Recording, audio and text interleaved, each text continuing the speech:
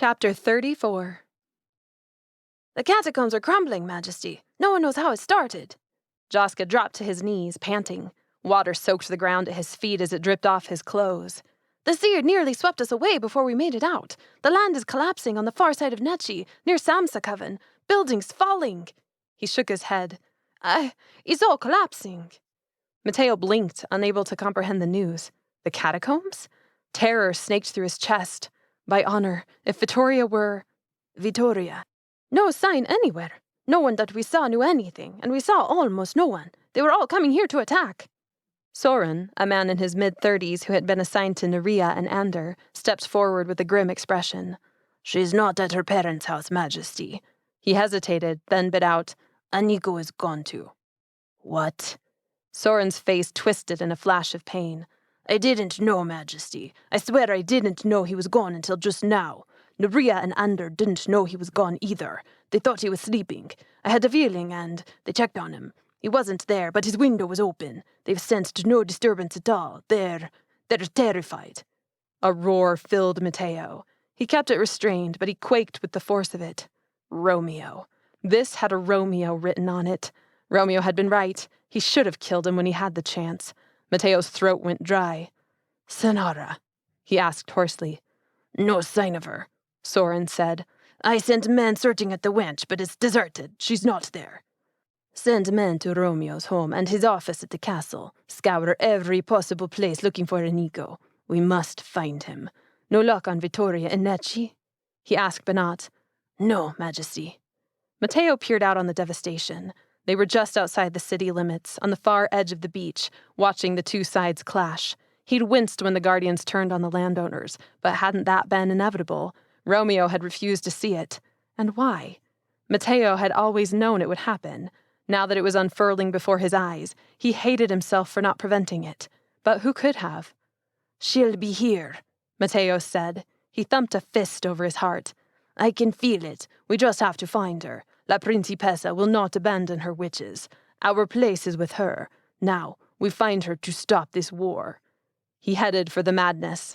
Benat trailed him as he wound through the crowd of workers and on the battle's edge. There were so many they'd already started to overwhelm the landowners. Then he saw a flash of something out of the corner of his eye. The hair rose on the back of his neck. He stopped. And there was Vittoria. Barefoot, filthy as a pig in mire, but with a ferocity he admired, she strode toward the battle. Dust caked her hair, and her dress was stained 4 different shades of brown. Blood marred her cheek. But she was alive. Clearly, she had no plan, hadn't seen him, but she was here. Relief, frustration, love, annoyance, he felt it all at the same time, a complicated tangle of emotions made worse by how beaten she looked. Mateo scowled. She expected to just walk into the chaos and survive? Well, she would survive. He would see to that. Vittoria, he called. She spun to look at him, her hair hanging in clumps around her shoulders. He sucked in a sharp breath, stunned by the intensity of her expression and the wounds on her face. A moment passed before he could recover his control. Whoever hurt her would get their due. Once they stopped this madness, something settled on her. Calm, peace, resolve perhaps. Help me, she cried. I will stop this. Disbelief that he'd found her at all weakened Mateo's knees. He took in the fury in her eyes, the uncontrolled rage in the hard angles of her jaw, and he knew that everything he'd wanted her to be had come to pass. She was La Principessa. So he nodded. Her face relaxed. Then she whipped around to stride into the melee.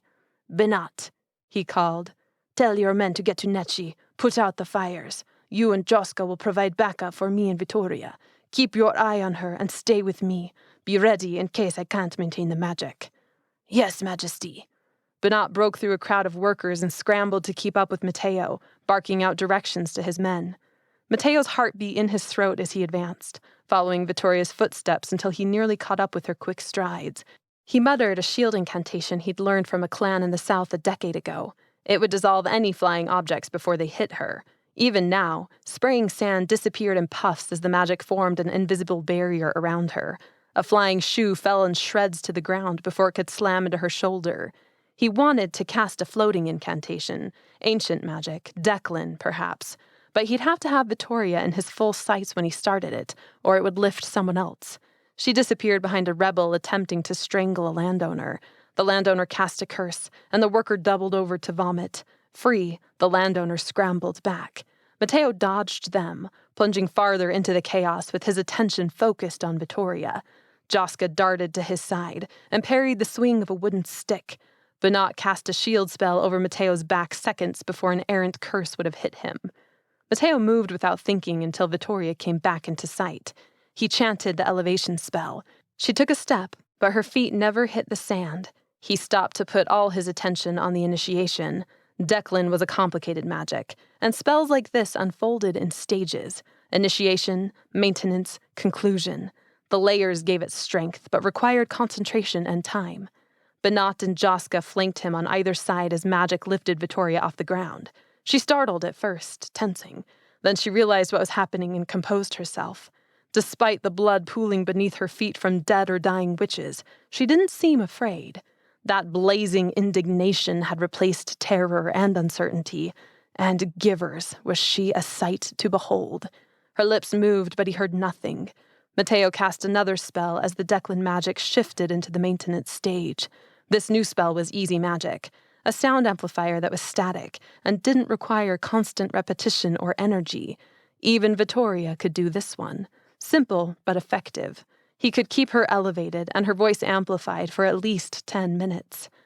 "In the name of La Principessa," she cried with fury, "I command you to stop." Shivers raced down his spine. The noise died away immediately around them, but men were still in a blood fury further out.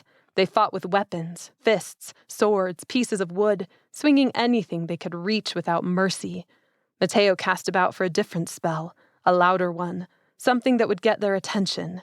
He turned to Banat. "Light her up," he called. Seconds later, lights exploded over her head, falling to the ground in the shape of magnolia flowers. At the popping loud noise, Vittoria glanced at Mateo, startled.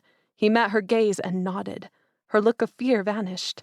Seeming to gather her courage, she opened her mouth. Mateo finished a second incantation to amplify sounds. This one required a bit more time to say, and only lasted 10 seconds, but it would reverberate all the way to the orchards. "In the name of the giver of peace," she shouted, "I command you to stop." The words rippled through Necce, expanding over the clash of weapons. Her voice echoed back as it reached beyond the orchards, past the marches, over the Saltu, through the farms. Vittoria's command carried louder than the screams and agonies of war. Witches ducked, hands over their ears. Then workers dropped to their knees all over the beach. Landowners stopped to stare, mouths agape. A strange silence followed. Mateo lifted her higher. The incantation raced through his mind.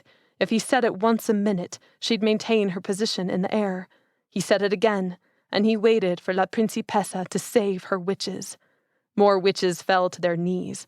Mateo cast another spell that slipped down her dress like a wind, cleansing the dirt and blood. Then he cast another, this one from a dressmaker's grimoire Mare had kept stashed away, that made the material glow. Workers all the way to the farmlands would be able to see her white dress like a beacon. He pushed her higher. She floated, brilliant gown waving in the breeze that blew in from the ocean. Even the landowner wives on the sea watched her.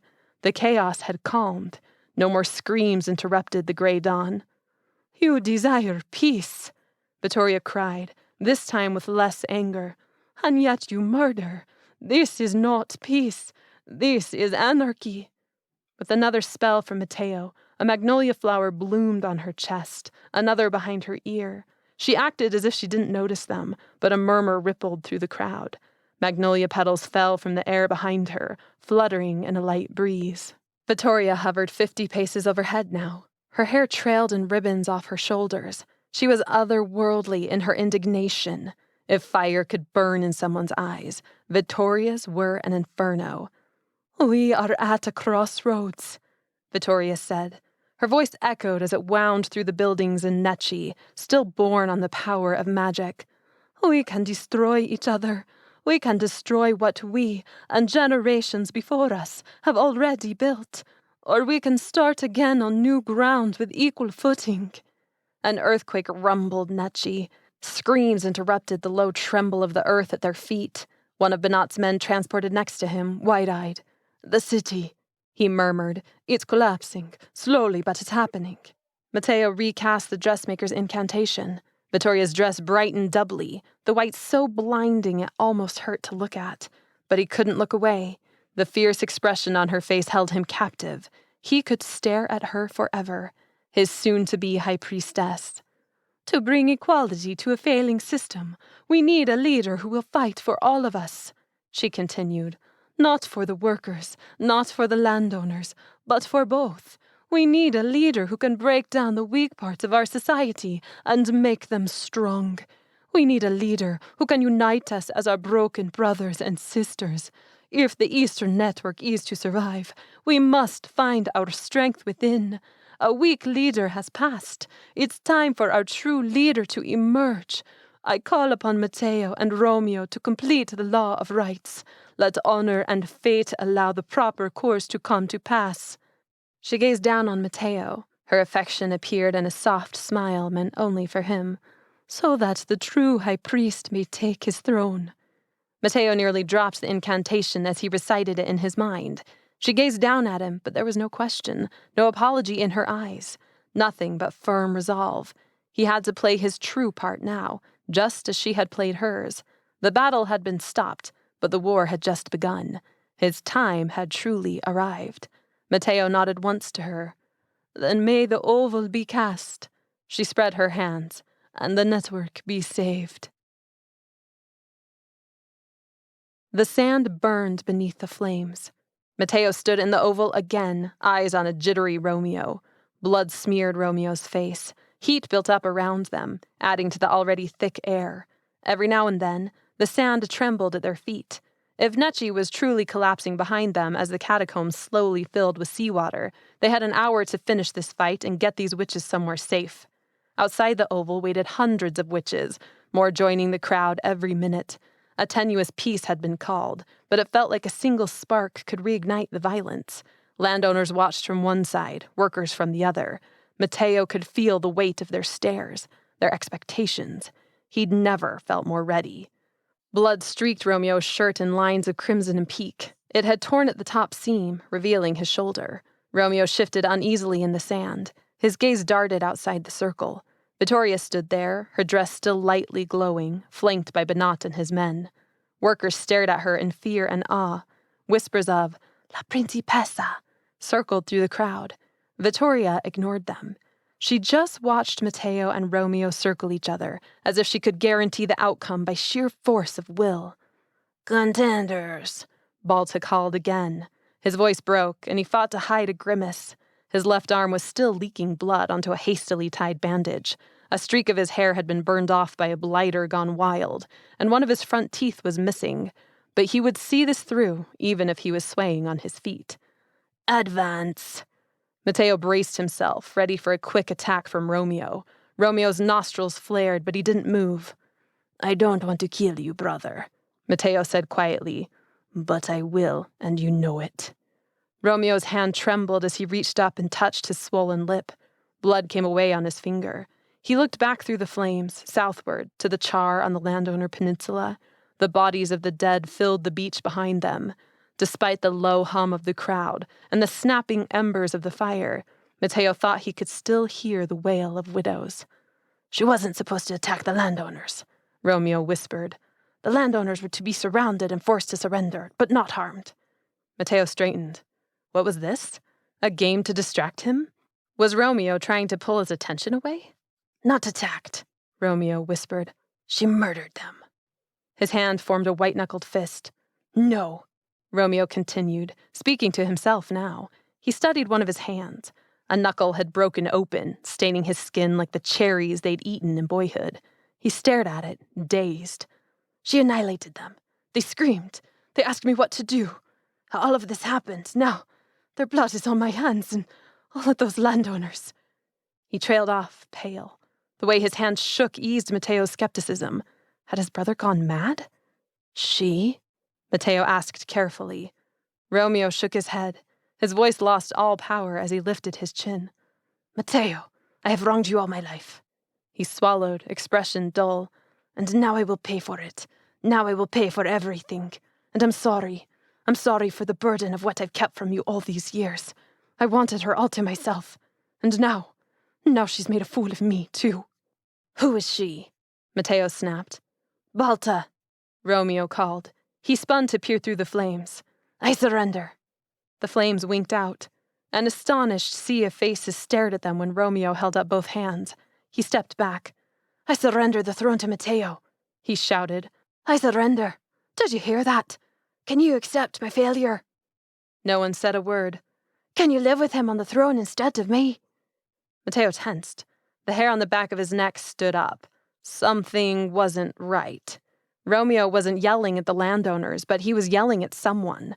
He had broken. He bent over now, screaming into the sand, hands threading through his hair as if he wanted to rip it out. Cool wind rushed past them, sending a chill down Mateo's skin. Vittoria, astonished, blinked several times. Everyone shared the same look of confusion. Even Balta opened his mouth to say something, but closed it again. "Romeo."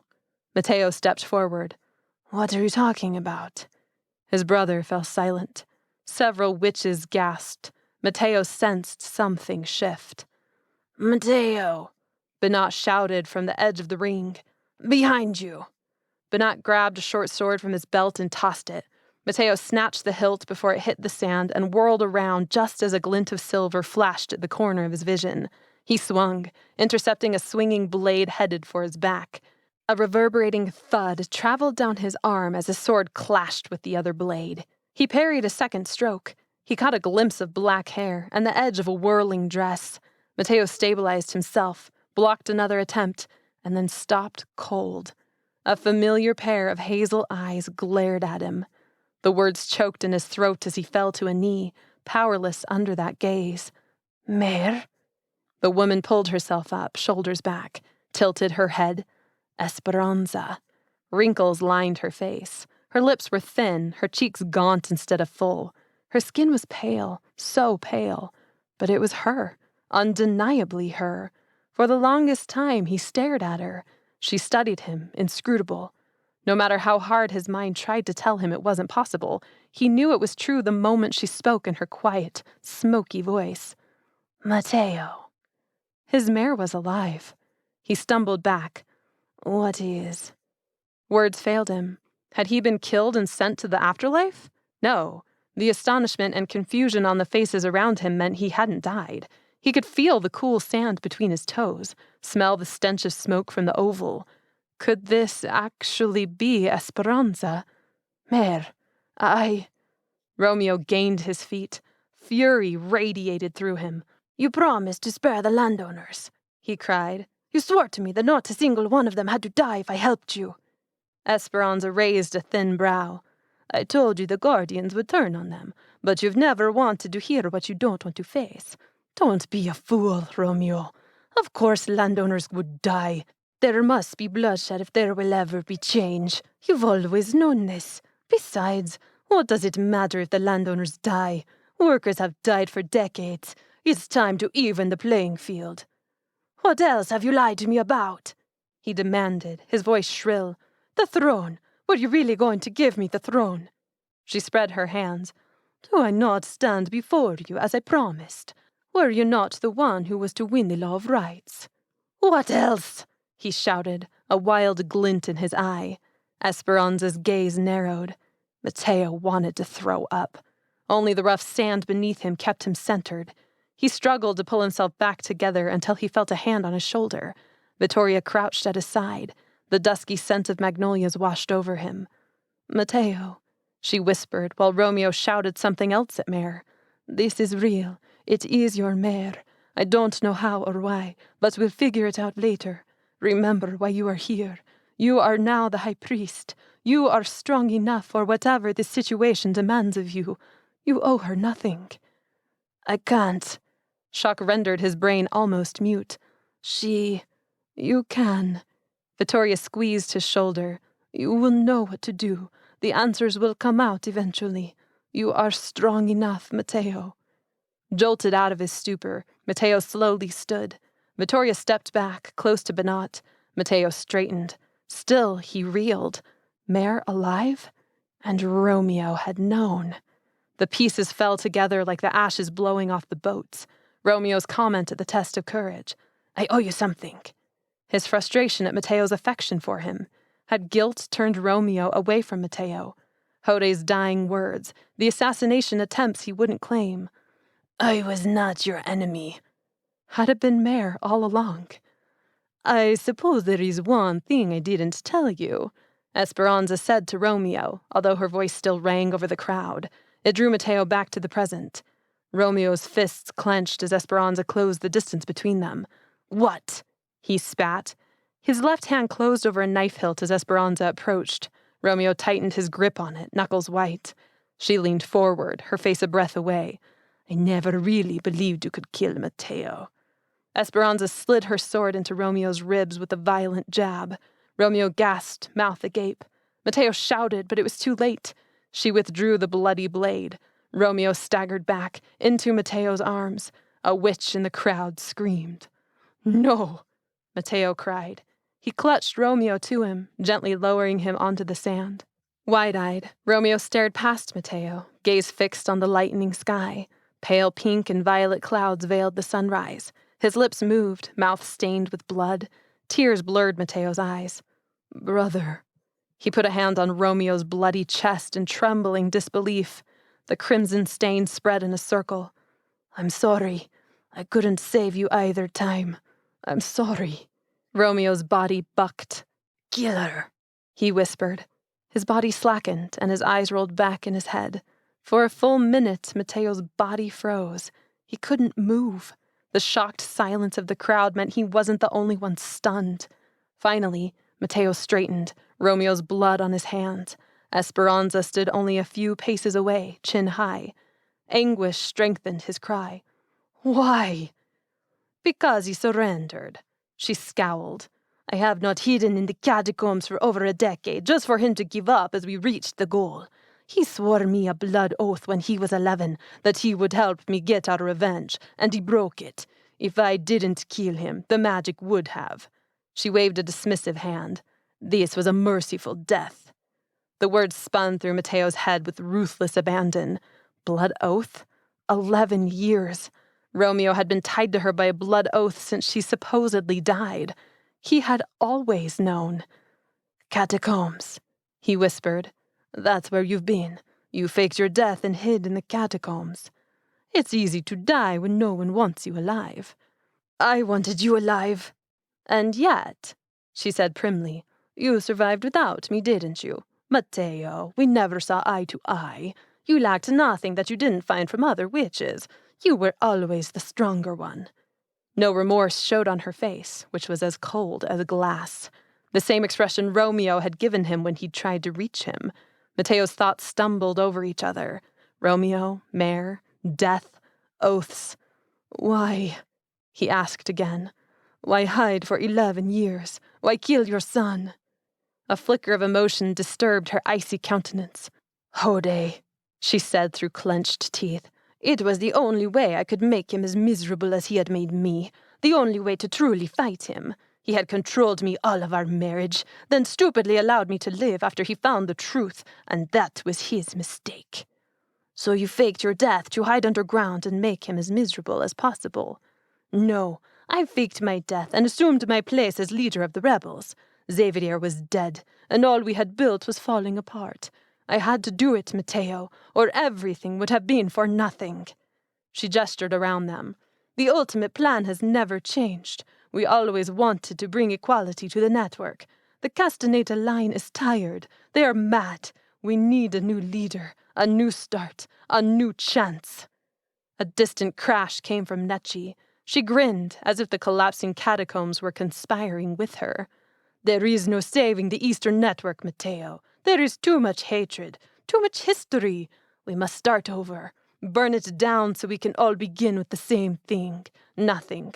The landowners will know how it feels to be a worker, and there will be no inequality among us. How can you fight over belongings when there are none to cause trouble? And winter, Mateo rasped. How did you plan to survive the cold season without shelter? We shall rebuild, she cried. her eyes alight with fevered passion. With the landowners and workers together, we will have shelters put together in time. Winter begins in 2 weeks. The temperatures are already dropping. We'll figure it out, Mateo. She threw her arms wide. As equals, and I will be the High Priestess to lead us through it. I will create the equality the workers have longed for, and I will destroy Hode's dark regime and all he stood for. What could discomfort Hode even more than death? Me taking over his throne. It is, she whispered with a sly smile, the ultimate revenge.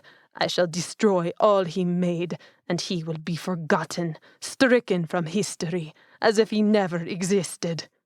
You set your rebels to kill the landowners, he managed, to slaughter them. This wasn't about equality, this was about revenge. Now you expect to lead witches whose families you've murdered. And what has Hode done all these years? The landowners deserve to know what we've gone through, and if they must give their lives to understand, I accept that. This is about the future. This isn't about what you feel you are owed. One dark deed doesn't deserve another. There are other ways to hold them accountable. She scoffed. Trials, you mean? Like the trials your sweet Vittoria would have faced if Romeo won. He would have drowned her in the ocean, Mateo. It was his plan. So would all of these landowners. They will destroy you if you don't get rid of them. We'll kill the men, she said firmly. The women may live. A ripple of shock tore through the crowd. Tension gripped the landowners, whose gazes darted from Romeo's body to Mateo. Mateo bit back his response. Mare was right. Vittoria would have died if he'd lost, and Bernat couldn't get them away fast enough. No landowner would have shown mercy to any rebel, any insubordinate. Even if the landowners had to kill them all and lose their creature comforts for a while, he imagined they would have. You created more anarchy, Mare. Mateo advanced on her. You lied to and cheated these witches for years, and you think you can rule them. You think you deserve that calling. He shouted now, used magic to amplify his voice, wanted every single witch to know exactly what they were up against. I earned it, she hissed. I earned it every day that I sat in those catacombs and made Hode's life miserable. For sacrificing my son to him, I gave him Romeo to try to twist and turn into something else, but it didn't work. As always, Romeo was loyal to me. Mateo could hardly comprehend what this meant, what Romeo had endured, pulled between the two of the most evil witches he'd ever met, his parents. Perhaps fate had served Mateo by removing him from their reach. I've earned this throne for everything I have given to my network. Esperanza screeched. She pointed her sword at him, the edge glinting in the dawn. And now I will rebuild it the way it should be, without a single castaneda on the throne. For the sake of peace, Mateo, you must join your brother. Now is the time of the worker, the time for a new regime, for equality. Mateo scoffed, unable to bear these wrathful words from her lips. Romeo's plea for Mateo to kill him whispered back to him now. Kill me now, Mateo, or you will never win this throne. Prove yourself worthy. Now he had to kill his mare, his resurrected, maniacal mare. Equality. He shook his head. No, you are building a world of hatred. You want to revenge yourself on Hode, not take care of the network. If you truly cared about equality, you would never have abandoned me. Her voice was cold. I did what I must. I have given my entire life to take Hode's throne, to avenge myself for what he took from me. My freedom, my life, my son, my home. I'm not about to give it up now, Mateo. The assassins, he asked, but he already knew. She shifted. Her gaze dropped for half a second. You stood in my way, Mateo. You always stood in my way. You stole the wealth they would have used to support the rebels. It took years to replace that wealth. We searched everywhere for it, but we could never find it because of you. I was 14, and strong, determined as any boy I've ever seen, and obsessed with magic. You had power already. How would Romeo or I have ever compared to you unless you lost everything? The law of rights was always going to be invoked, but I knew Romeo wouldn't be able to beat you. He cared too much, so I had to take care of you before Romeo could invoke it. Obviously, she muttered, you're a hard man to kill. Forgive me, he replied icily, for staying alive. You taking the wealth I had so carefully grown forced us to slowly build up the rebel force instead of acting right away. So I did. I strove to make Hode as miserable and uncomfortable as possible with our attacks, and we waited for him to die so that I could stand in his place and do what always needed to be done for this network. Fire, destruction, rebirth from the ashes. You're mad, he whispered. She laughed. I'm not mad, Mateo. I'm the new High Priestess, and you will bow to me. Mateo gestured to Banat, who unsheathed his long sword and tossed it to him. Mateo caught the hilt, spun, and faced his mare. Romeo surrendered, and Hode is dead, he called, amplifying his voice. The rule of the network is mine by right and by law, and I accept my throne.